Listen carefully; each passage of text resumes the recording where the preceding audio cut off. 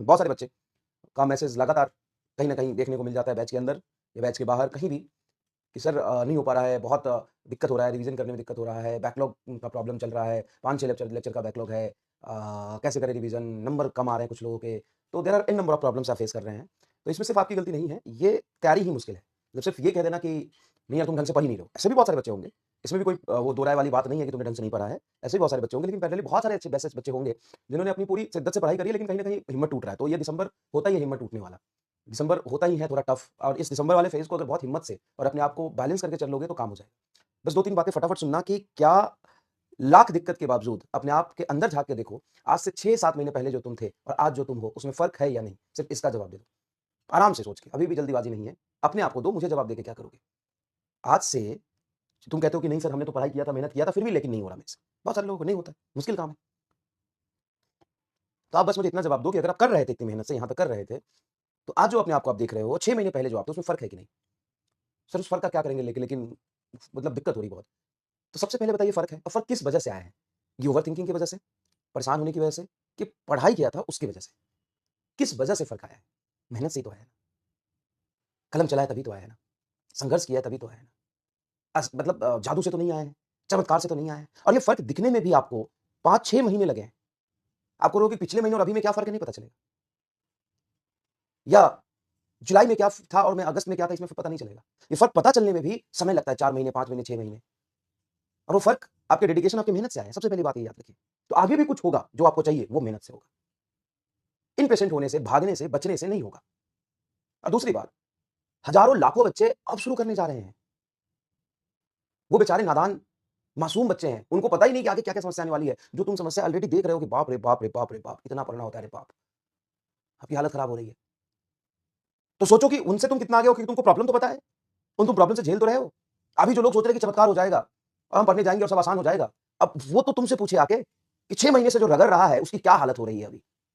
6 महीने से जो लगा पड़ा है, इतनी मेहनत से पढ़ाई कर रहा है, एक भी लेक्चर नहीं छोड़ा या 5-6 लेक्चर का बैकलॉग भी जिनका होगा, जो आज लेक्चर नहीं भी देख रहे होंगे, उनकी भी मैं कंसीडर कर रहा हूँ।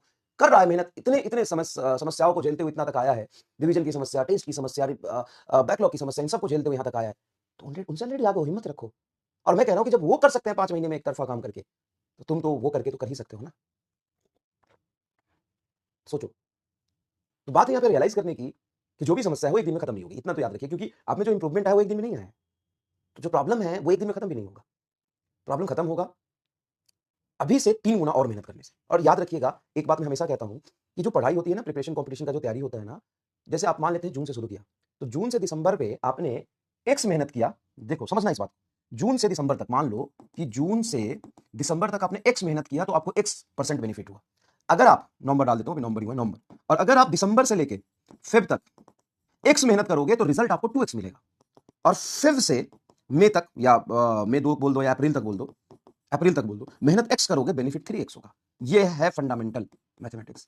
तो सर इसका मतलब हम ये वाला पार्ट करना भी करें हो और यहां से दिसंबर से फेब तक करेंगे तो एक्स का 2x मिलेगा क्या? कभी भी नहीं मिलेगा। और ये एकदम साइंटिफिक, प्रूव्ड, एक्सपीरियंस्ड और देखा है बच्चों को सेलेक्ट होते हुए, उसके बेसिस पे बोल रहा हूं।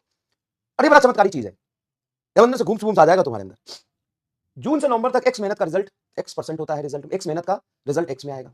दिसंबर से फरवरी तक अगर एक्स किया है तो उसका रिजल्ट 2x मिलेगा, डबल मिलेगा, लेकिन ये किया हुआ होगा तो। और अगर तुमने फरवरी से अप्रैल में एक्स किया तो रिजल्ट 3x मिलेगा। मतलब अभी जितना तुमने किया और तुम्हें जो दिखा, और जान लगा कि अगर तुम इसको 2x कर दोगे ना, तो चमत्कार होने से कोई नहीं रोक सकता।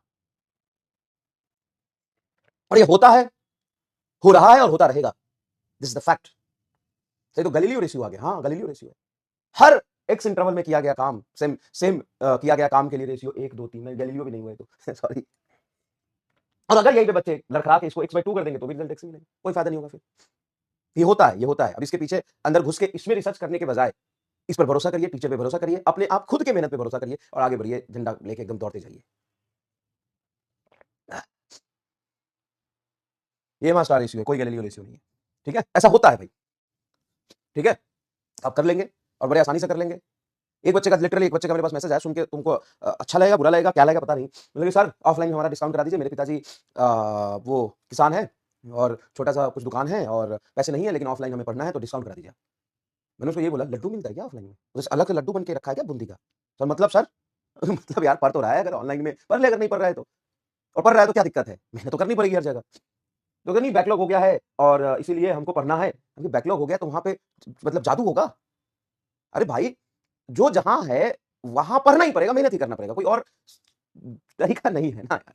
हाँ, मैं ये मान सकता हूँ कि तुम ऑनलाइन पढ़ रहे हो, तो घर में अकेले होगे, तो अकेलापन, तन्हाई में पढ़ना, अपने आप को सँभालना एक बड़ी बात होती है, क्योंकि जिस एज में आप हो, उस एज में मतलब डिस्ट्रैक्शन तो एक अलग बात है, वो तो समस्या है ही, लेकिन अकेले आप पढ़ भी रहे होंगे, तो मतलब अपने आप को सँभाल के रखना आगे जब आपको फ्यूचर अंधेरा दिखता है, तो मैं लगातार मेहनत करते रहना मुश्किल होता है, मैं समझ सकता हूँ। लेकिन आप ये भी समझिए कि कहीं जादू-टोना नहीं होगा, पढ़ना आपको हर जगह पड़ेगा। ठीक है? चलिए, धन्यवाद। चलिए।